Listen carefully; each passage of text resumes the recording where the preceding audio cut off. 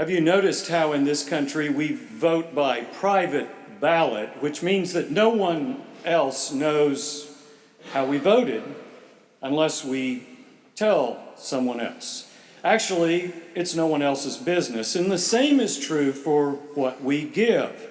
No one knows what you give here at IPC except some finance and stewardship staff who keep it confidential, but I don't even know what anyone gives or pledges.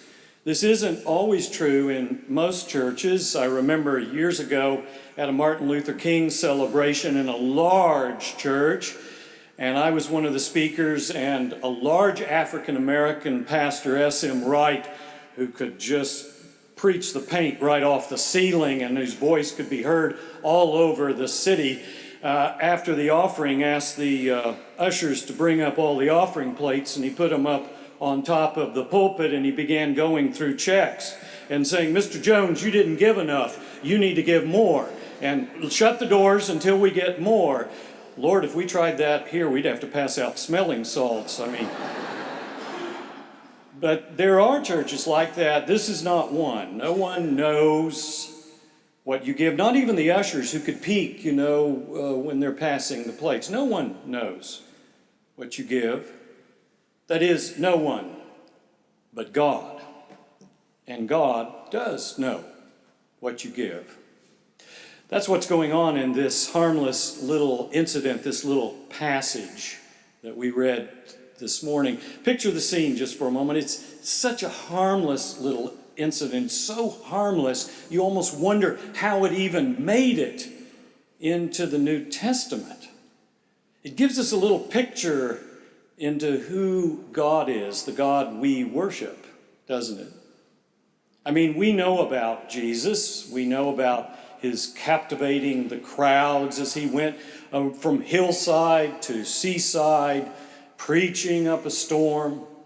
Not with sweaty shirt oratory or like some Jewish guru.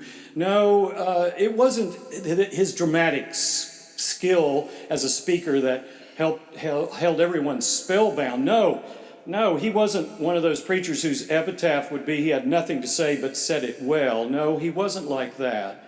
He had a lot to say, and everywhere he goes, you see him letting the crowd have it in a kind of thoughtful way. But here, in this text, we see a completely different side of Jesus, don't we? He's not preaching, he's not healing, he's not saying anything, he's not doing anything. He's just sitting down to rest opposite the treasury. It's good to know that even Jesus understands that sometimes we have to rest from this ecclesiastical treadmill of good works. Burnout is not just a 20th or 21st century phenomenon. Even Jesus got tired of it all and had to sit down and rest every once in a while. Well, we know that God rested on the seventh day. We read about it in Genesis. So here we find another side of Jesus, not a busybody, but just sitting down to rest. And I love the little hidden surprises that you see in the text here, because the Greek word for sitting down is kathemai. It's a wonderful word. We get our word cathedra from that, cathedral. The cathedral was the seat of the bishop. It is where the bishop sat, and so this word, kathemai, comes into our language through cathedral. Kathemai is a kind of a fun word. When I taught Greek, I would sometimes have spelling bees where I'd divide the class into two groups and see how they could do. And if they missed a word, they would have to sit down, just like a spelling bee. And so I would give them words like logos, and they would say, word, oh, good, you get to keep standing. Agape, love, oh, you get to keep standing. Presbyteros, elder. You get diakonos, we get our word deacon from that. Diakonos, servant, you get to keep standing. Well, that's good. I remember asking this one student this word. I said, kathemai.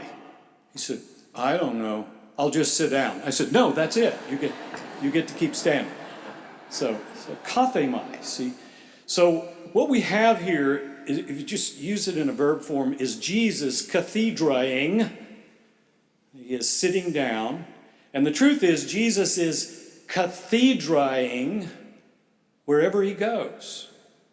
And that's true of us as the body of Christ. We are not just cathedraing when we sit here in this beautiful cathedral.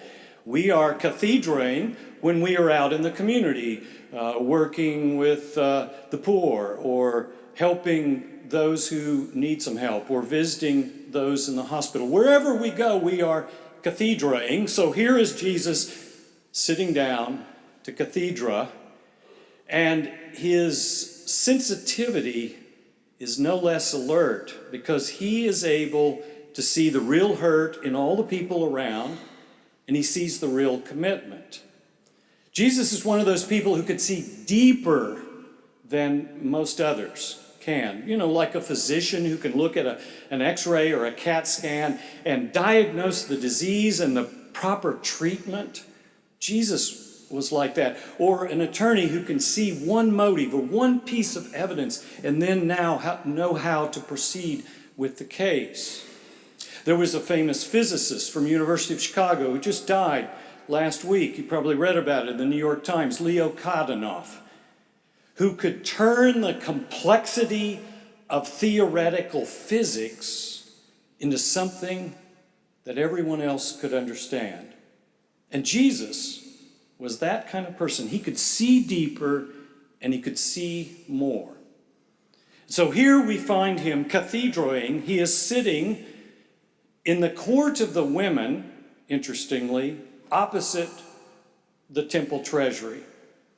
And he is watching people put their money, their offerings, their pledges for that year, their gifts, as they go by. I want you to just picture this. Picture the noisy commotion of a Middle Eastern marketplace. And here they're coming with their gifts, and Jesus is just sitting there watching. He sees people putting large sums of money in, some smaller, and then comes this one woman. And it really catches his attention. He has never seen anything quite like this. He notices that, like the woman in the First Kings passage that Elizabeth read, that she is a poor widow. Now, to be a widow in that time was a vulnerable enough place in itself because there was no pension, no job, no safety net. But then to be poor and a widow was a double whammy. You were totally helpless, almost like being a slave. And that's the kind of woman Jesus saw come that day and put 2 copper coins in the treasury. And he knew immediately that was all she had. So he called to his disciples. He said, "Hey, fellas, you see that woman? Yeah, that one. The one right there. She just gave all she had." It's really pretty amazing when you think about this story, this situation in which Jesus finds himself, because this woman has given everything she had. She was not a victim of an ancient disease called cirrhosis of the giver. I don't know if you've ever heard of that one. It's a preacher kind of way of talking. I think presidents probably talk this way too. Talk about cirrhosis of the giver. It was a disease first discovered in the first century by the husband and wife team of Ananias and Sapphira. If you read Acts 5, it's a pretty terrifying story of what happens to them there. This is an acute condition that renders the patient's hands unable to move from wallet or purse to the offering plate.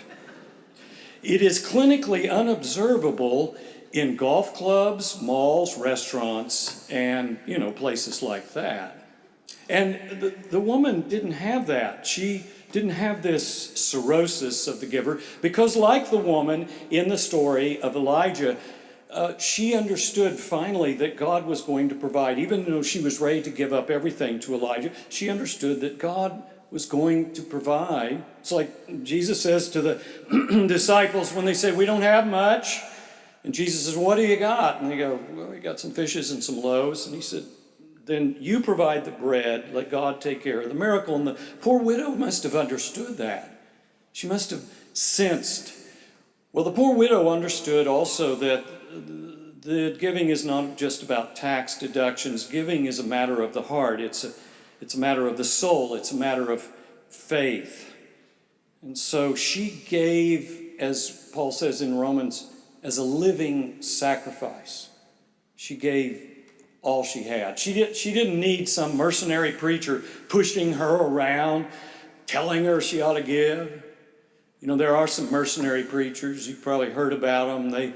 They say things like, you all are expecting to have a free ride here, but here in our church, it'll be no pledge, no baptisms for your family.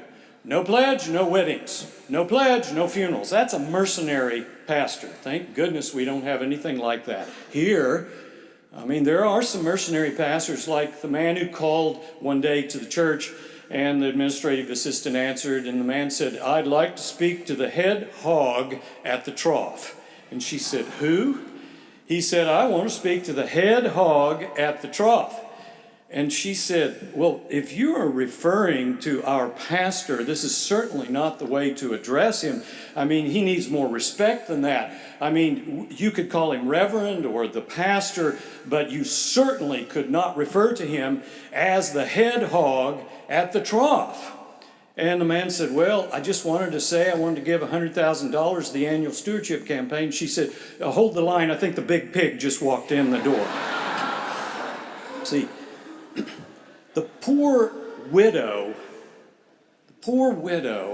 was never pushed around by mercenary preachers who were the head hog at the trough or the big pig or whatever. She understood that giving was a matter of the heart.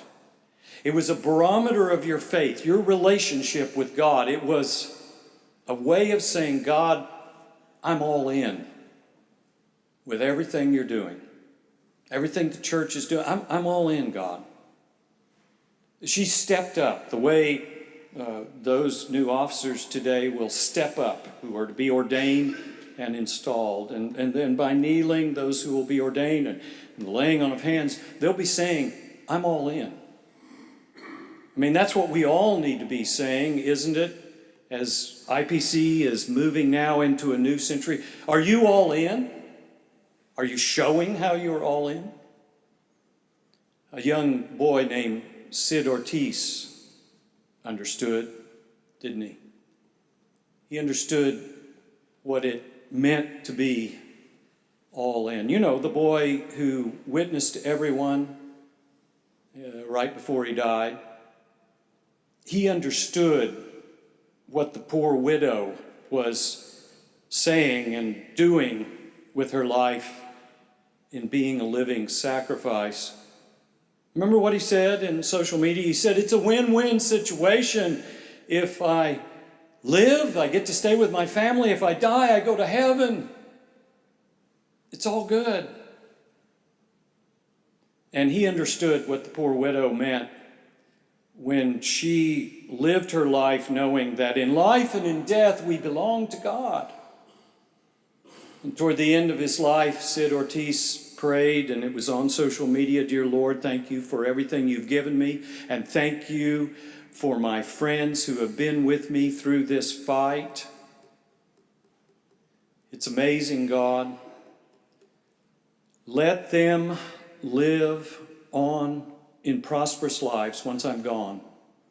And let them stay, every single one of them, stay on the path of righteousness.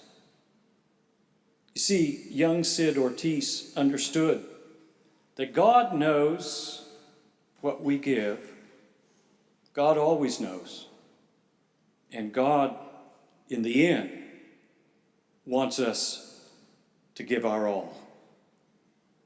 To this God be all honor and blessing and glory and praise from this day forth and forevermore.